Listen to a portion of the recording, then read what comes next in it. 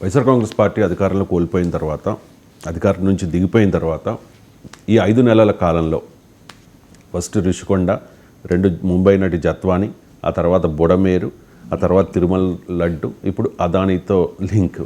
So నెలకి ఒకటి బయట పెడుతూ ఉన్నారు కూటమి నేతలు, దాన్ని ఫోకస్ చేస్తూ ఉన్నారు, దానిపై విమర్శలు చేస్తూ ఉన్న పరిస్థితి. సో చాలామంది ఆ పార్టీ నుంచి, వైసీపీ నుంచి చాలామంది ఇన్ ద సెన్స్ ఒక 5-6 బయటికి వెళ్ళిపోయారు కీలక నేతలు.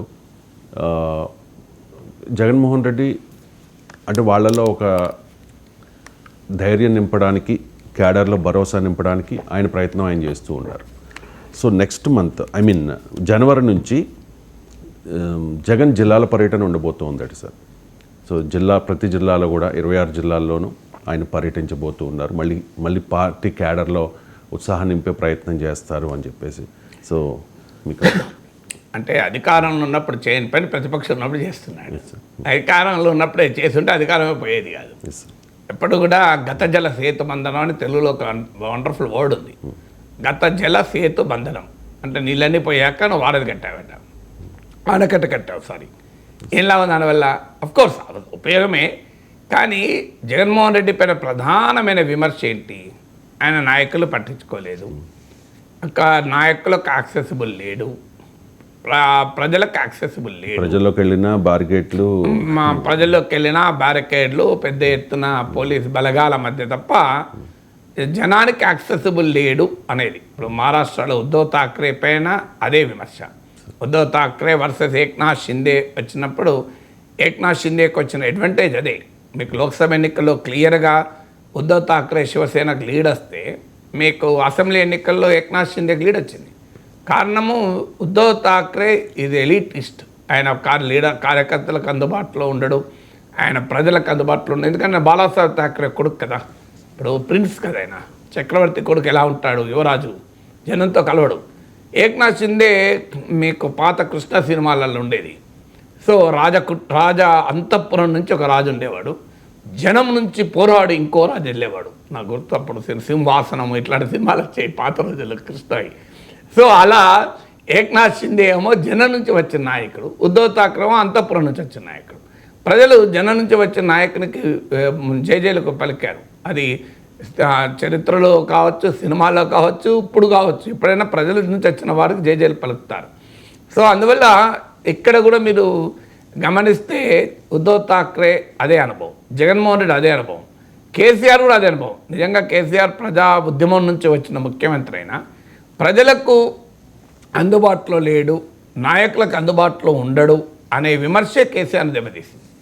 సో జగన్మోహన్ రెడ్డి కూడా అదే దెబ్బతీసింది. జగన్మోహన్ రెడ్డి దాన్ని అధికారంలో ఉన్నప్పుడు గుర్తించలేకపోయాడు. ఎందుకంటే చుట్టూ ఉన్న మంది మాగదులు ఏమి పవర్ఫుల్ అంతా మొత్తం జగనే అంటున్నారు, నీ భారీగా గెలుస్తావు ఈసారి 101 వై నాట్ 175 అని జగన్ నినాదం ఇచ్చాడు. ప్రజలు వై నాట్ 11 అన్నారు. వీళ్ళు వై నాట్ 175 అంటే వై నాట్ ఈవెన్ 17 కాదు, 15 కాదు, 11 ఇచ్చారు. సో అంటే మీరు ప్రజలకు దూరం అయితే ఏం జరుగుతుంది? కారణం ఏంటంటే ఫీడ్బ్యాక్ కూడా ఉండదు. ఇప్పుడు కార్యకర్తలు నాయకులతో కలిస్తే రియల్ ఫీడ్బ్యాక్ నీకు అర్థమవుతుంది. కార్యకర్తలు నాయకులతో కలవంది రియల్ ఫీడ్బ్యాక్ ఎక్కడికి వెళ్ళి అర్థమవుతుంది?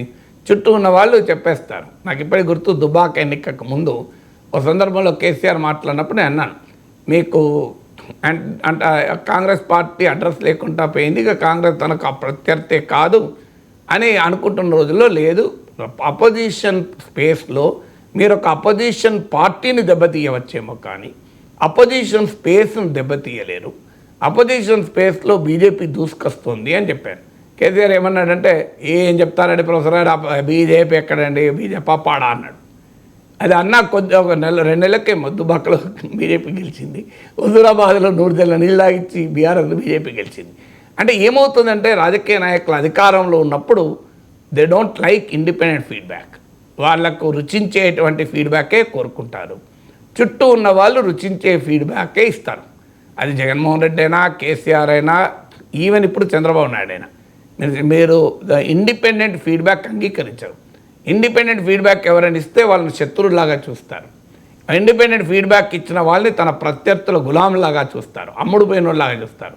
కానీ అర్థం చేసుకోరు. కానీ ఏమవుతుంది, ఇండిపెండెంట్ ఫీడ్బ్యాక్ ఇస్తే కనీసం నీకు you can make a course correction. ఇప్పుడు కూడా మన ఉమెన్ బాడీలో కూడా మీరు గమనించండి, చాలా సందర్భాల్లో మనకు రోగాలు సడన్గా రావు, ఎప్పుడో ఒకసారి సడన్గా వస్తాయి. చాలా మట్టుకు మన సిగ్నల్స్ ఇస్తుంది బాడీ, నీకు ఈ ప్రాబ్లం రాబోతుంది అని చాలా క్లియర్ సిగ్నల్ ఇస్తుంది. దాన్ని మనం ఇగ్నోర్ చేస్తాం, ఇగ్నోర్ చేసినాక ఫ్యాటల్గా అటాక్ చేస్తుంది. సో ఇక్కడైనా అంతే సిగ్నల్ ఇస్తాను మనకు. సో ఆ సిగ్నల్స్ను నాయకులు ఒప్పుకోరు. ఇప్పుడు జగన్మోహన్ రెడ్డికి ఇప్పుడు ఓడిపోయాక తత్వం బోధపడింది, ఎప్పుడు కూడా ఓడిపోయాక తత్వం బోధపడుతుంది. సో ఇప్పటికైనా మళ్ళీ పార్టీ పునర్జీవం పొందాలి అంటే పార్టీకి కార్యకర్తలు కీలకం. ఎందుకంటే ఒకవైపు జగన్మోహన్ రెడ్డి వ్యవహార సరళి వల్ల కార్యకర్తలకు నాయకులకు దూరం అయ్యాడు, ప్రభుత్వ విధానం వల్ల కూడా దూరం అయ్యాడు. ఎందుకంటే ప్రభుత్వం బటన్ నొక్కే కార్యక్రమం పెట్టాక పార్టీ యంత్రాంగానికి లింక్ లేకుండా పోయింది. అఫ్కోర్స్ అది ప్రజలకు మేలు జరగచ్చు, ఎందుకంటే మధ్య దళారీ లేకుండా జన్మభూమి కమిటీ లాంటి వ్యవస్థ లేకుండా లాభం జరగచ్చు, కాదని అన్నాను. కానీ ప్రజలతో లింక్ లేకపోయింది. మధ్యలో వాలంటీర్ వ్యవస్థ వచ్చింది.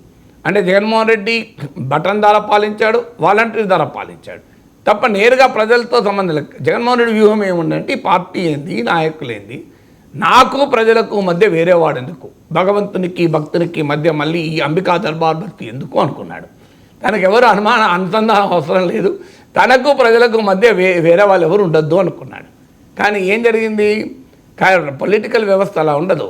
పొలిటికల్ వ్యవస్థ ఎంత పాపులర్ లీడర్ అయినా పార్టీకి ప్రజలకు నాయకునికి మధ్య పార్టీ యంత్రాంగం. మీరు నరేంద్ర మోడీ చూడండి, ఇంత పాపులర్ లీడర్ కదా, one of the most popular leader in the world. ప్రపంచంలోనే బహుశా అంత వ్యక్తిగత పాపులారిటీ నాయకులు లేడు. కానీ ఇప్పటికీ చూడండి పార్టీ ఆర్గనైజేషన్కి ఎంత ప్రాధాన్యత ఇస్తారో చూడండి. నిన్నక మన తెలంగాణ నాయకులందరినీ పిలిపించుకొని నరేంద్ర మోడీ ఢిల్లీలో మాట్లాడాడు. జగన్మోహన్ రెడ్డి అట్లా మాట్లాడిండు ఎప్పుడైనా? మీరు గమనించండి, కేసీఆర్ అట్లా మాట్లాడిండు ఎప్పుడైనా? ప్రత్యేకంగా ఇప్పుడు ఒక జిల్లాకు వెళ్ళి ఆ జిల్లాలో ఉన్న ప్రజాప్రతినిధులందరినీ పిలిపించుకొని కూర్చొని పెట్టి మాట్లాడాడా? ఒకవేళ మాట్లాడితే ప్రగతి భవన్ పిలిచి ఉపన్యాసం ఇచ్చి పంపించాడు. మాట్లాడు కాదు, ఉపన్యాసం ఇచ్చి పంపించాడు. స్పీచ్లు ఇచ్చి పంపడమే తప్ప మాట్లాడడం ఉండదు. సో ఇక్కడ స్పీచ్లు ఇవ్వలేదు నరేంద్ర మోడీ. స్పీచ్ ఇవ్వచ్చు, కానీ వీళ్ళు మాట్లాడింది విన్నారు. వాళ్ళందరూ ఇప్పుడు పెద్ద ఎనర్జైజ్ అయ్యి టానిక్ లాగా పనిచేసేది మాకు మోడీతో అన్నాడు. అంటే ప్రధానమంత్రి స్థాయిలో పిలిచి తెలంగాణలోని ఎమ్మెల్యేలను ఎమ్మెల్సీలు ఎంపీలు ఎంతో ఇన్స్పిరేషన్ ఉంటుందండి, మాకు గుర్తింపు ఇచ్చారని. సో అందువల్ల నరేంద్ర మోడీ మీరు గమనించండి, ఇప్పటికీ పార్టీ ఆఫీస్కి వెళ్తుంటారు, మీరు గమనించండి. కానీ ముఖ్యమంత్రులు ఎంతమంది పార్టీ కార్యాలయాలు రెగ్యులర్గా వెళ్తారు నాకు చెప్పండి? ఈవెన్ టుడే పార్టీ ఆఫీస్కి వెళ్తుంటాడు. మీకు నరేంద్ర మోడీ పార్టీ కార్యక్రమాల్లో ఇప్పటికీ చాలా చురుగ్గా పాల్గొంటాడు. ఈవెన్ మీరు హైదరాబాద్ వచ్చినా చూడండి, పార్టీ కార్యకర్తలతో మీటింగ్ లేకుండా ఉండదు నరేంద్ర మోడీని. That is how Narendra Modi functions. అంత పాపులర్ లీడర్ అయినా అంటే పార్టీ యంత్రాంగము, పార్టీ కార్యకర్తలు ఎంత ఇంపార్టెంట్ అన్న దానికి ఉదాహరణ మోడీని చూసి నేర్చుకోవాలి. అందుకే చూడండి, తీవ్రమైన దెబ్బలు తగిలాక కూడా బీజేపీ మళ్ళీ లేస్తుంది. ఇప్పుడు లోక్సభ ఎలక్షన్స్లో భారీగా దెబ్బ తగిలింది, మళ్ళీ హర్యానాలో లేస్తారు, మహారాష్ట్రలో లేచారు. కారణం ఏంటంటే పార్టీ ఉంది, పార్టీ నిర్మాణం ఉంది. కొన్ని అననుకూల పరిస్థితులు ఉంటే ఉండవచ్చు, కానీ మళ్ళీ లేస్తారు. అందువల్ల జగన్మోహన్ రెడ్డికి ఇప్పుడు తత్వం బోధపడింది.